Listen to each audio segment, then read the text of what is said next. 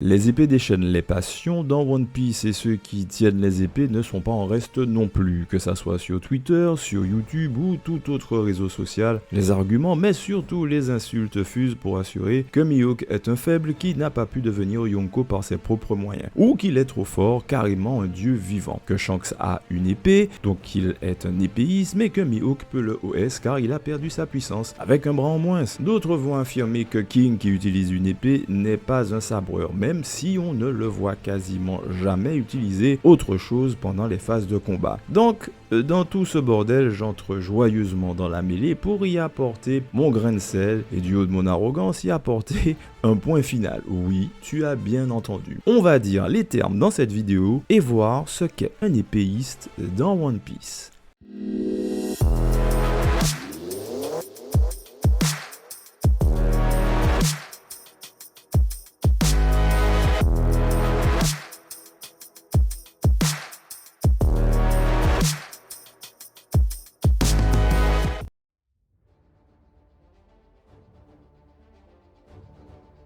Un épéiste ou un sabreur ou un escrimeur, c'est avant tout un combattant. C'est un guerrier qui suit la voie du sabre. Vous me direz, suivre la voie du sabre, qu'est-ce que c'est? Je vais simplement vous répondre, c'est un type, ou dans le cas de One Piece, un personnage qui se bat avec un sabre. Jusqu'ici, pas besoin de sortir du crâne de Jupiter comme Athéna pour comprendre tout ça. Sauf si on est un Golemon complet, et je peux vous assurer qu'il y en a un paquet. Bref, un épéiste est donc un guerrier ou un combattant qui se bat plus de 90% du temps avec une satanée épée. Pour les Golemons, on va aussi dire que la longueur de l'épée doit aussi avoir un minimum, il va sans dire. Ceci va donc éliminer tous les types de personnages qui se battent avec des dagues ou des couteaux.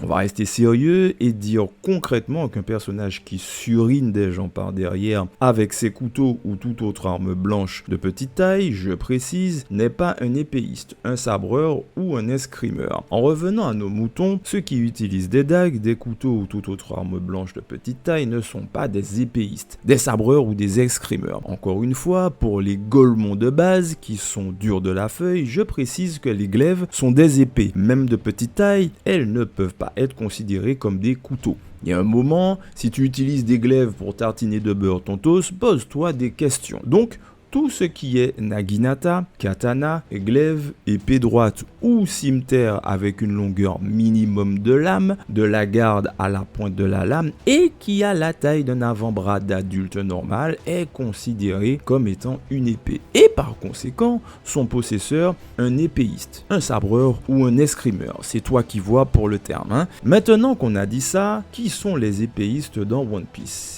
Et c'est ici que les Golemons vont apparaître en commentaire, j'en suis persuadé, mais passons.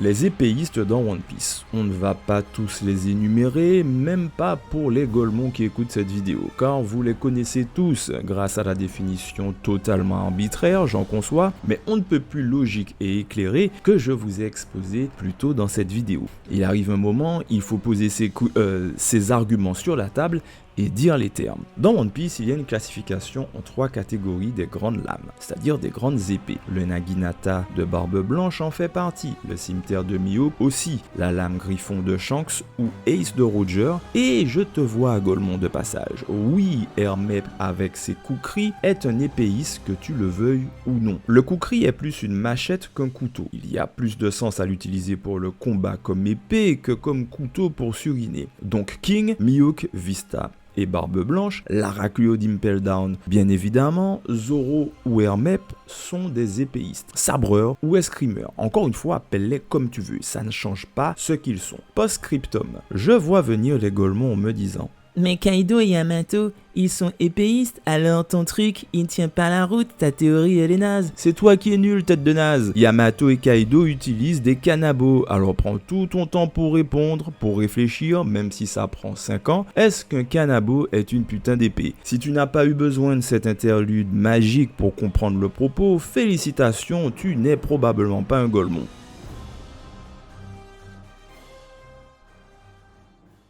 Il y a-t-il un seul perso qui utilise de base un sabre dans One Piece, qui a lâché définitivement son sabre en pleine bataille pour ne se battre exclusivement qu'avec ses poings, un bâton, un kanabo ou une autre arme utilisable pour défoncer son adversaire? Aucun. Je te vois venir avec Big Mom et je vais te répondre. Oui, Big Mom est une épéiste, car oui bravo, elle utilise une épée, vivante certes, qui est aussi un chapeau cela dit en passant, mais une épée quand même. On notera aussi que quand ça devient sérieux, elle utilise Napoléon. Pour le menu fretin, elle balance des coups de poing chargés de HDA et de HDR. Qu'est-ce que ça raconte sur l'archétype épéiste dans One Piece? Qu'est-ce que ça dit du personnage ou des personnages en question? Sans sabre, ils sont nuls pour 99% d'entre eux. Et ils n'ont pas le niveau qui est normalement le leur avec la gentillette petite épée qu'ils ont normalement dans leurs mains. Et oui, comme pour la maîtrise du haki qui a différents niveaux d'expertise, ou même dans la maîtrise des fruits du démon de l'utilisation normale jusqu'à l'éveil, il y a aussi une expertise tacite pour toutes les autres armes et outils de combat. Ainsi, quand on affirme dans le manga que Mihawk est le meilleur expert en maniement du sabre, on pourrait aussi dire que Kaido est un expert absolu dans le maniement du kanabo, ou que Garp dans l'utilisation de ses poings Wamenu, ou que Barbe Blanche était aussi un expert dans l'utilisation du Guragura no Mi avec son Naginata, ou même Big Mom et son fruit du démon avec Napoléon. On le rappelle, un fruit du démon, une masse, des poings ou une épée sont juste des outils.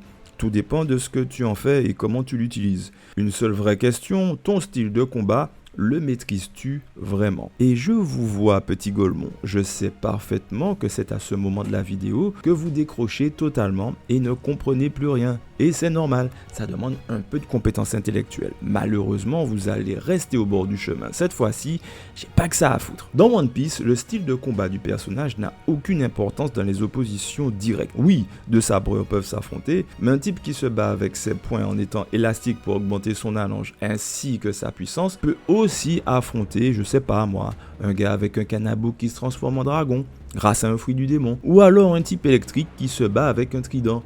Je dis ça complètement au hasard. Et c'est encore plus vrai avec l'utilisation du haki. Et plus principalement, du haki de l'armement. Pour les Golemons, je parle du blindage. Non, mais je préfère préciser, on sait jamais. Car oui, un expert ultime du HDA qui se bat au corps à corps n'aura plus aucun problème pour affronter un adversaire équipé d'une arme blanche, d'une masse ou même d'un trident.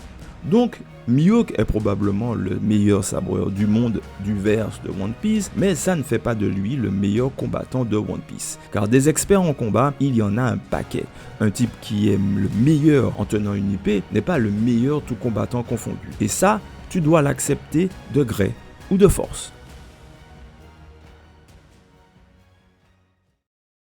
Si tu es arrivé jusqu'ici sans rager en commentaire après avoir fait pause à la vidéo, c'est probablement que tu n'es pas un Golemon de base qui vient cracher sa haine mais surtout son ignorance en commentaire. Dans One Piece, Mihawk peut largement être comparé à Musashi Miyamoto, auteur du traité du Gorin no Sho, le traité des 5 roues, qui rassemble les pensées de maître Musashi Miyamoto sur l'art du Kenjutsu.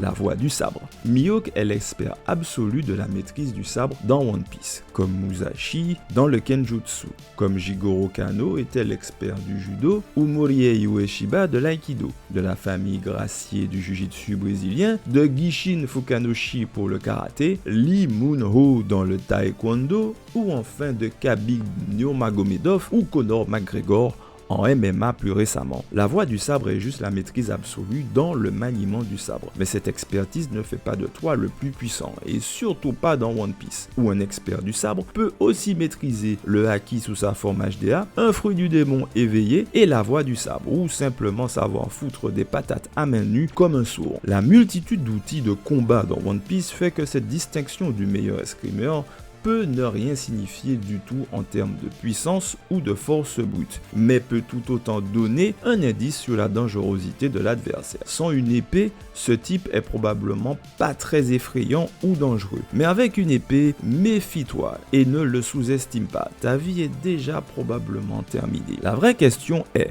peut-on distinguer le sabreur de son sabre? L'épée de l'escrimeur n'est-elle pas un prolongement de lui-même et une part inhérente de sa puissance et de sa force? Peut-on imaginer Mihawk, Isho, Shanks, Zoro, Hermep Kaido, Big Mom, King ou même Law sans leurs armes ou outils de combat. Nous a-t-on à un seul moment montré majoritairement ces persos se battent sans leurs armes? Et Golemon ou pas, on connaît tous la réponse. C'est non. Un épéiste est un type qui se bat majoritairement et fait ses attaques avec une épée, un sabre ou un outil qui y ressemble. Mais ça peut aussi être un gars qui utilise un style spécifique avec une épée qu'il s'appelle King ou Law. Mais en aucun cas, ça ne fait de lui un personnage inférieur en puissance ou en force face aux spécialistes ultimes des épées dans One Piece. Ce qu'il y a à retenir est que si tu te bats avec une épée et que ton style de combat est bâti autour de ce sabre, tu as intérêt à être un expert dans ton style propre d'escrime.